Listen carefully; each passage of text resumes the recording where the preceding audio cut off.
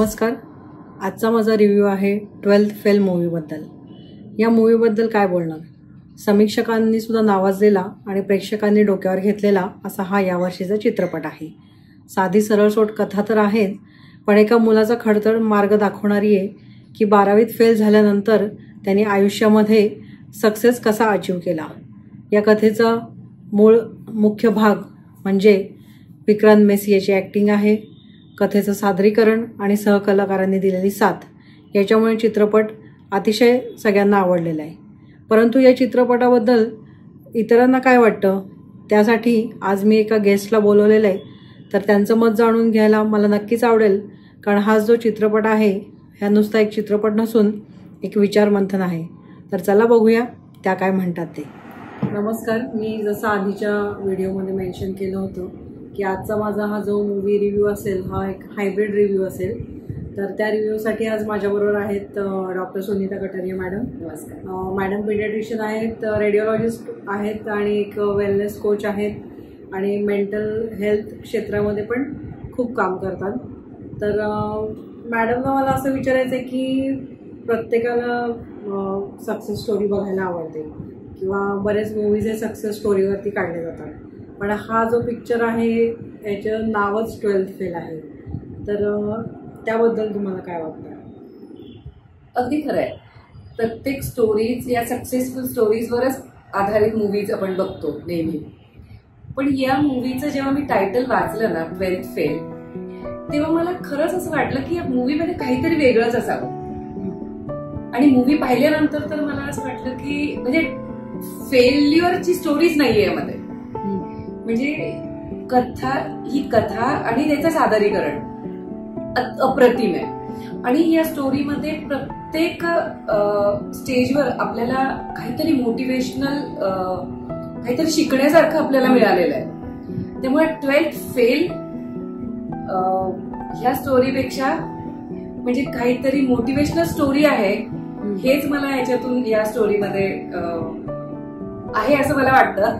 आणि तसंच जाणवलंय मला म्हणजे याच्यामध्ये जो एक मोठा विषय समोर आला म्हणजे जो आहेच, पण जो याच्यातनं जाणवलं आपल्याला की UPSC एक्झाम, त्या एक्झामचं प्रिपरेशन आणि बरीच वर्ष ही मुलं त्याच्यासाठी ट्राय करत असतात. तर त्यामुळे त्यांच्यावरती प्रचंड एक मेंटल प्रेशर असतं. तर ते कसं हँडल केलं पाहिजे म्हणजे त्या स्टेजला.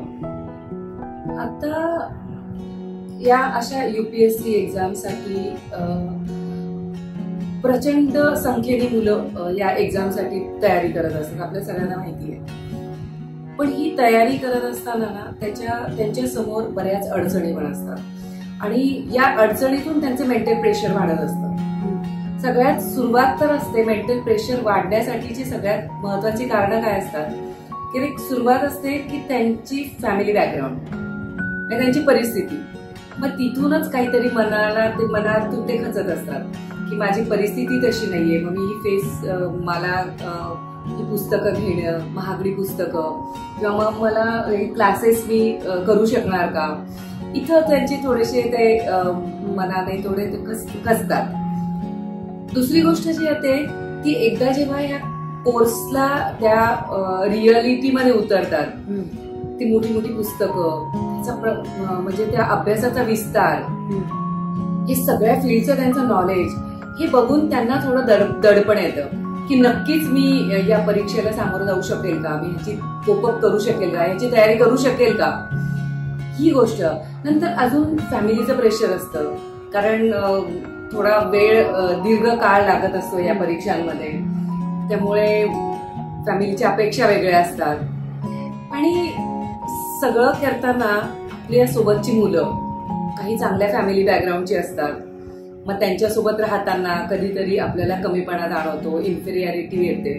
ह्या सगळ्या गोष्टींचं त्यांच्यावर प्रेशर येतं. आणि दुसरं अजून काय असतं ना की सोशल मीडियाचा आपल्यावर इतका प्रचंड प्रभाव आहे ना. म्हणजे आपण जरी या परीक्षांसाठी तयारी करत असतो, पण त्याच्या आधीच्या या बॅकग्राऊंडमध्ये आपण विचार केला की आपल्या या सोशल मीडियाचा आपल्या मनावर इतका प्रचंड प्रभाव आहे की आपली जी रिटेन्शन पॉवर आहे, ब्रेनची रिटेन्शन पॉवर ही कमी झालेली आहे. आणि त्यामुळे पेशन्स आपल्यातला कमी झालेला आहे. मग या सगळ्या परिस्थिती आपल्या समोर आल्यानंतर म्हणजे अभ्यासाच्या किंवा आपल्या परिस्थितीच्या हे सगळ्या अडचणी समोर दिसताना आपण किती पेशंटली हे करू शकू ह्याचं अजून प्रेशर जास्त असतं. आणि जर परिस्थिती आली आणि त्याला फेस करू शकलं नाही तर it is not of use. मग हे स्ट्रेस, हे जे सगळे स्ट्रेस असतात ना त्यातून माणूस म्हणजे तो स्टुडंट हळूहळू खचत जातो आणि मग कधी कधी त्यांची डिप्रेशन सारख्या परिस्थितीला त्यांना सामोरं जावं लागतं. आणि मग डिप्रेशन वगैरे या सगळ्या गोष्टी आल्या की मग ती टोकाची भूमिका पण घ्यायला ते घाबरत नाही किंवा कमी पडत नाही. आपण आज बघतोच आहेत त्या गोष्टी. मेंटल स्ट्रेस हँडल करणं ही सगळ्यात मोठी समस्या त्यांच्या समोर असते, म्हणजे चॅलेंज असतं त्यांच्यासाठी.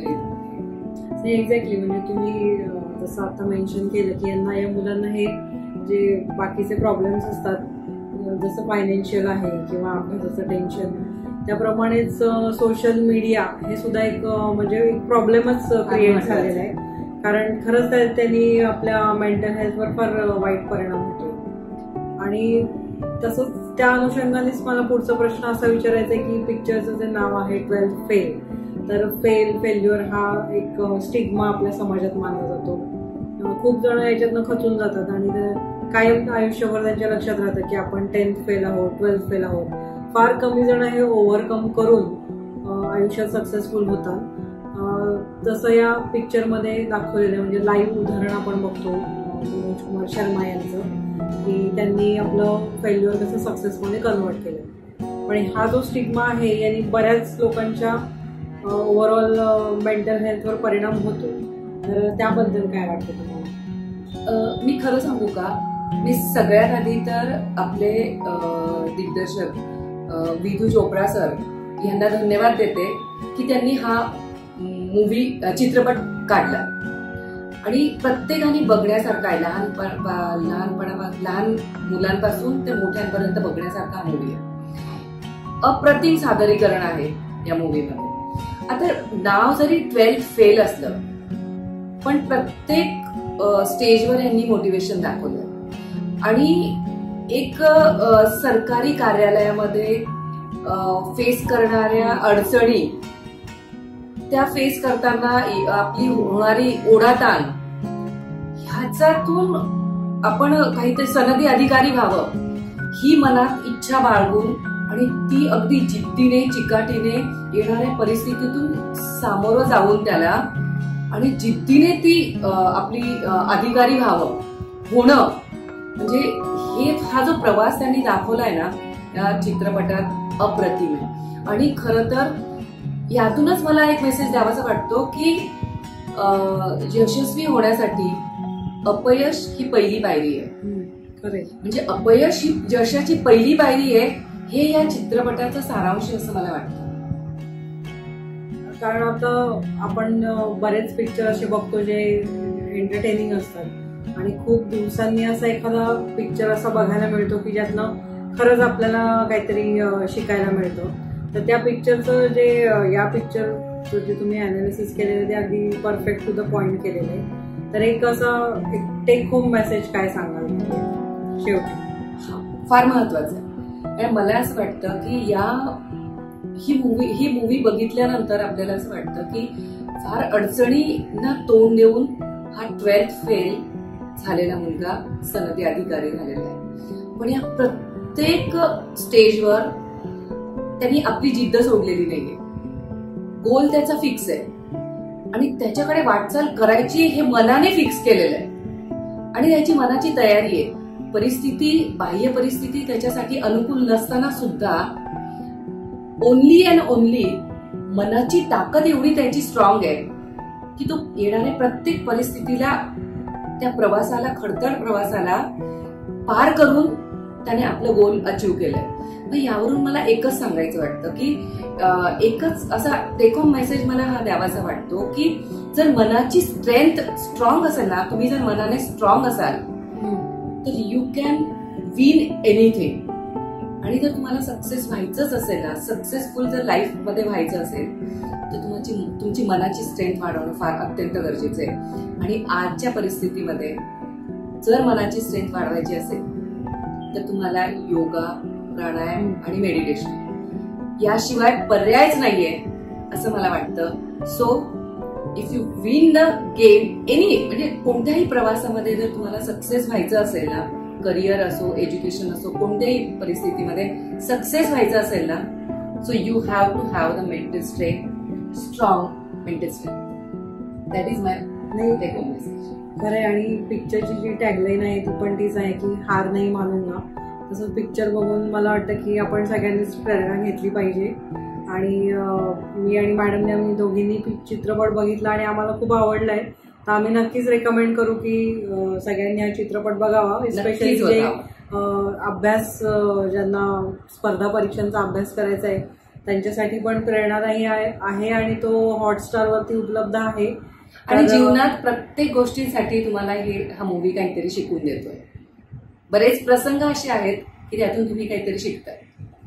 तर चित्रपट बघून नक्की तुमचा अभिप्राय कळवा. आणि मॅडमना पण मी खूप धन्यवाद देते की त्यांनी खूप छान पिक्चरचं अनालिसिस केलं माझ्याबरोबर. Thank you so much.